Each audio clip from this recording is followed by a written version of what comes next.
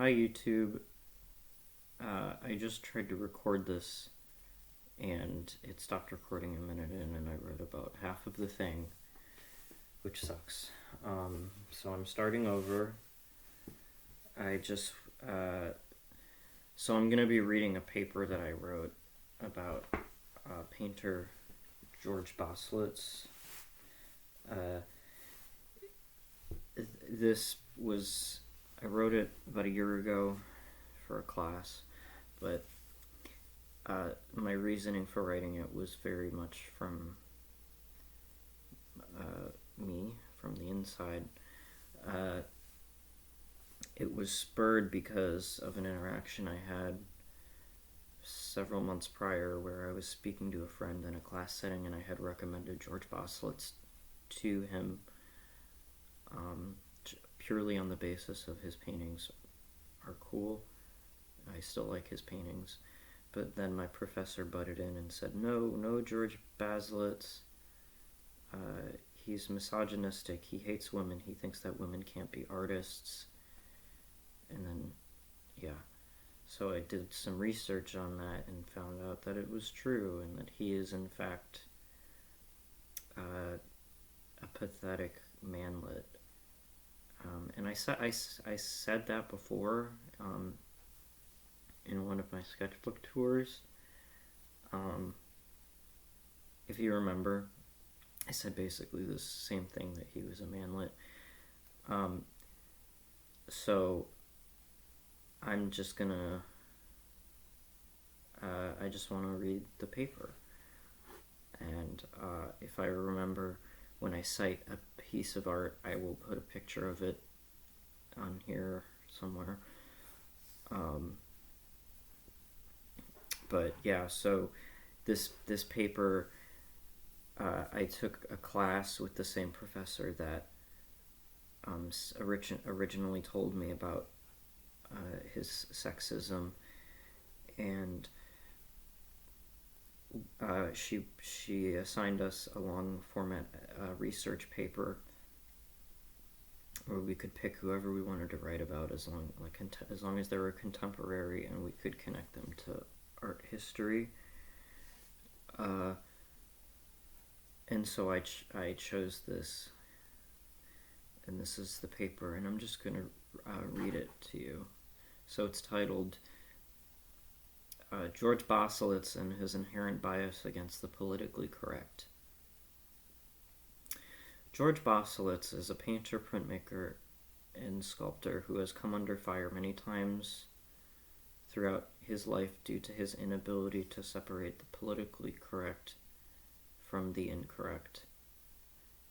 Though Baselitz claims to have progressively pushed back against abstract expressionism in favor of painting the figure, as well as literally inverting the expectations of a painting, he has failed to be progressive in almost every other sense of the matter. I wanted to add that my professor very kindly left a lot of editor notes in here, but this is how I originally wrote it.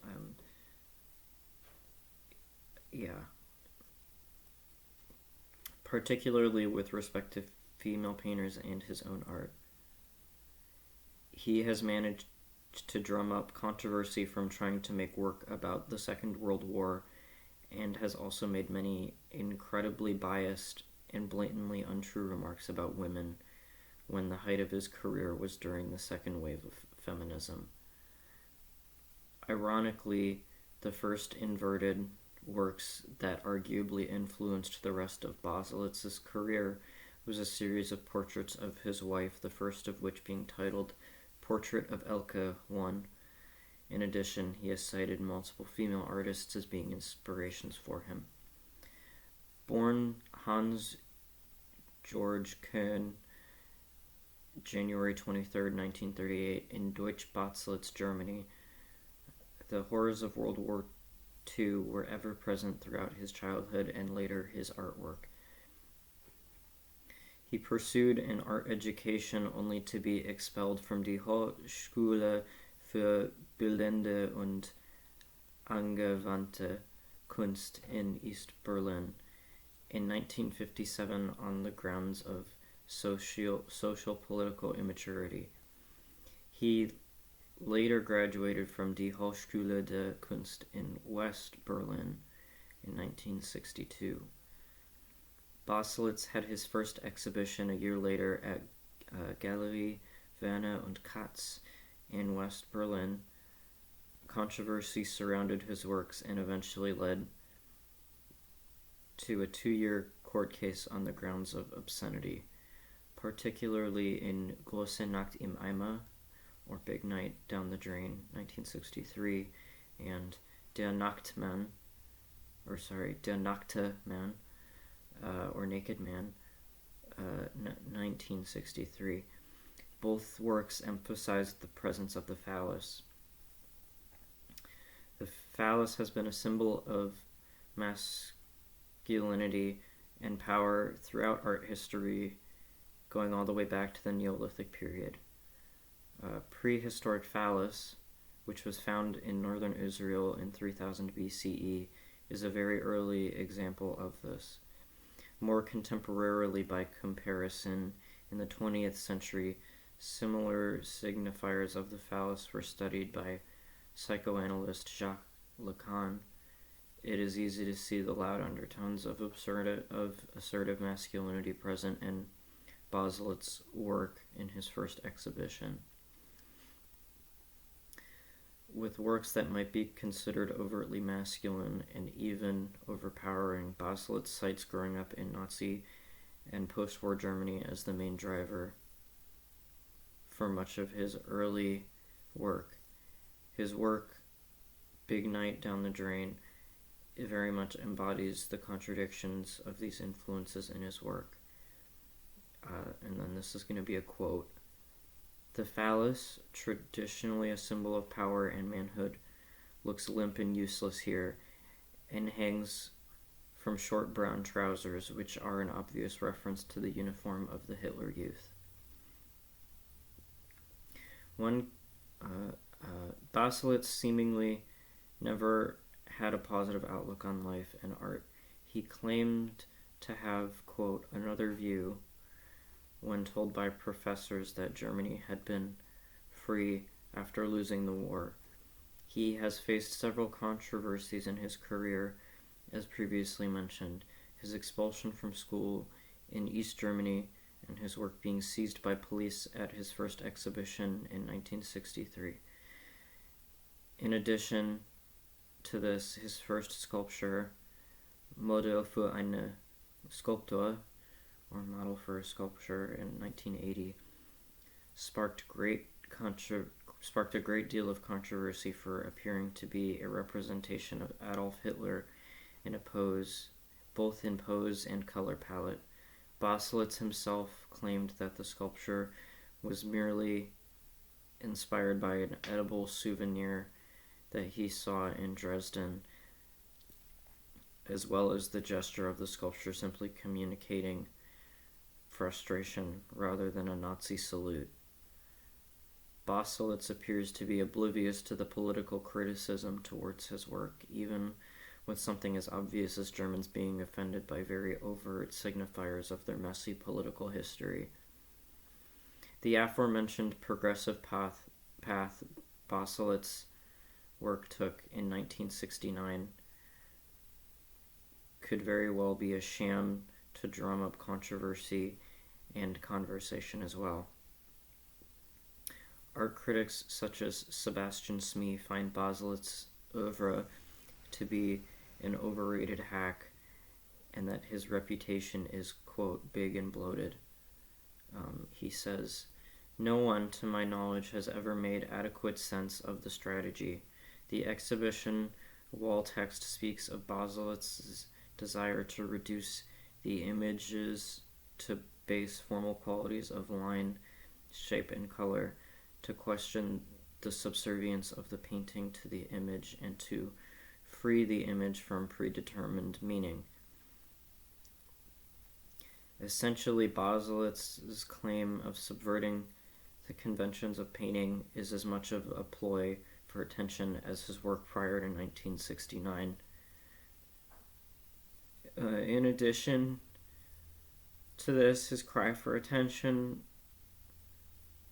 for flipping his paintings upside down, Baselitz feels that the art world is too politically correct for his own good.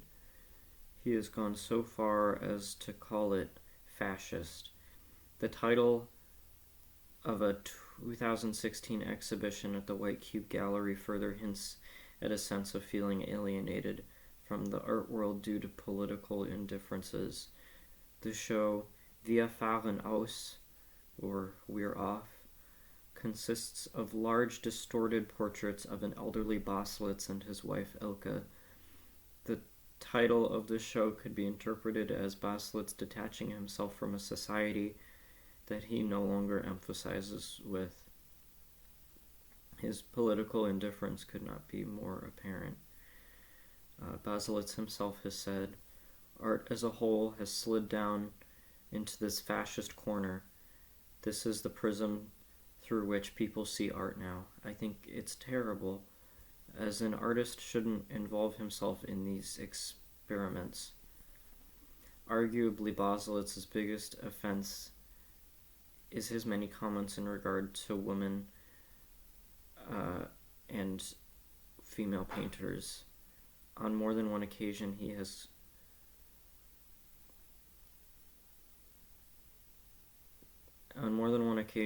come under harsh criticism, not only for implying but directly stating that women do not make good artists.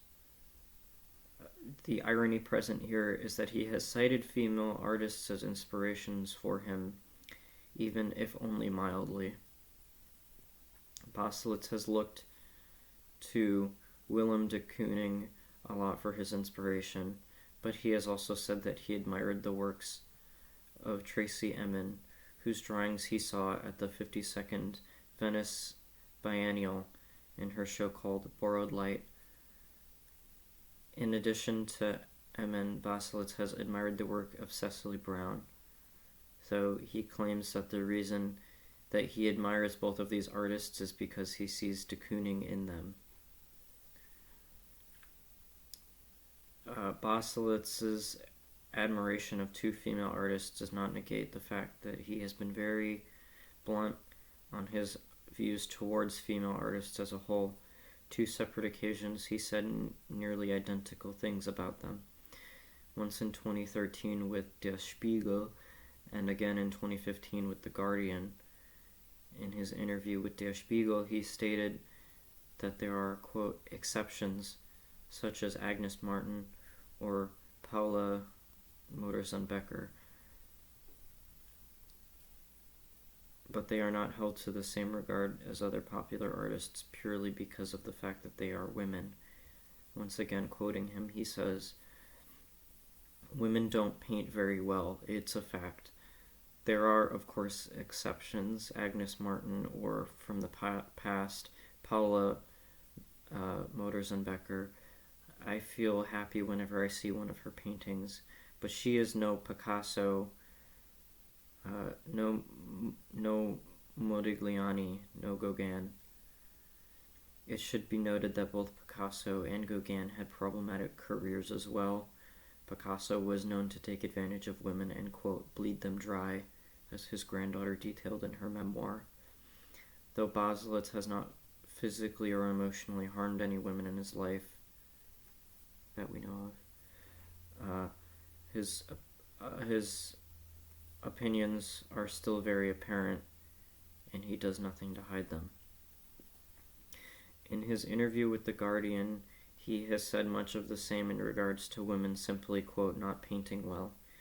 He even brought up a statistic about how women make up a majority of the student body in most art academies, and yet many of them are not successful.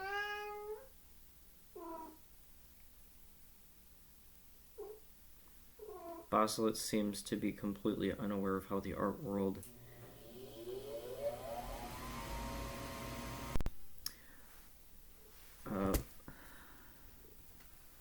Baselitz seems to be completely unaware of how the art world has been male-dominated throughout history, and that women have always struggled to make it in art purely for the sake of their gender. Baselitz believes that it is because women can't paint, or that they do not, quote, pass the test. He has even gone as far as to say that he is not taken seriously for his opinions. He says, "None of the German media take me seriously. I'm told I'm no longer in the current debate and that I have male chauvinist attitudes." To close, Georg Baselitz has not been able to catch on to what is deemed politically correct by modern standards. He was born in Nazi Germany and has had to live through the GDR, which is the German Democratic Republic, as well as leading him to feel like an outsider from the rest of the world. He came into popularity in the 60s and 70s, which was the height of second-wave feminism. One would think that he would adapt to a more progressive mindset due to his confused upbringing, but instead he made work that was equally as confused and met with harsh scrutiny for it. This led to him feeling misunderstood and even more like an outsider, causing him to become further involved into his own circle jerk of convoluted and contradicting opinions, eventually leading to a body of work consisting of self-portraits and titles exclaiming that he cannot handle how the world views him. So yeah, that's my paper.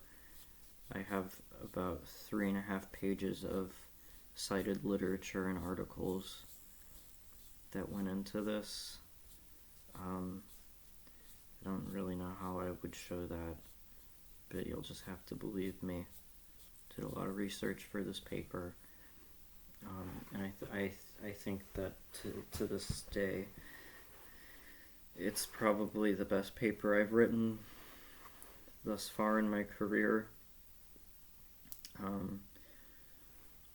Stay tuned, I might read you all 40 to 60 pages of my BFA thesis, if I feel like it, if it's good.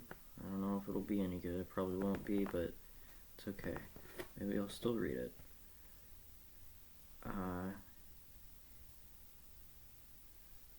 Yeah, so remember to smash that like button and subscribe.